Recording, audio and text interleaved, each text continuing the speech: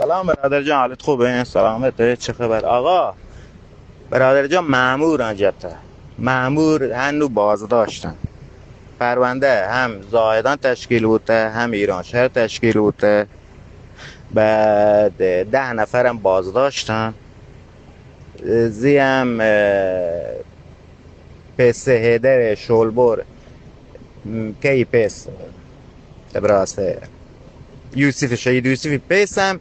من دیم ده دادستانیه چون حقیقت بابت می درگیری بین بهادرزی و بولاکزی من نیاتون نتوان تو بیاین چون وقتون باید بیاتون دیگه مروی چی مرن وقتون هم دادستانی که رابطه گون بعد در تو زور چند جا دیگه رابطه گون.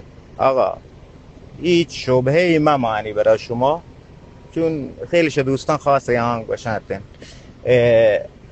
فعلا آقا خانواده گوشت ما دیگه نلوتیم، ما قصاص لوتیم. پرونده در حال پیگیریه. پرونده در حال پیگیری. مامورین هم بازداشت تگن، سرسنب تگن و 2 نفر دیگر هم چی تگن. در جریان بید برادر من، در جریان بید دیگه. هر گونه اخباریه دروگه، هر گونه اخباری هم یادتن دروگه.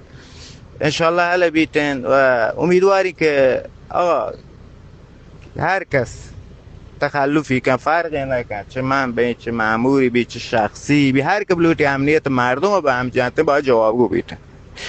این منی صدا هم پخش کن، این منی صدا هم پخش کن، اشکال نداریتن.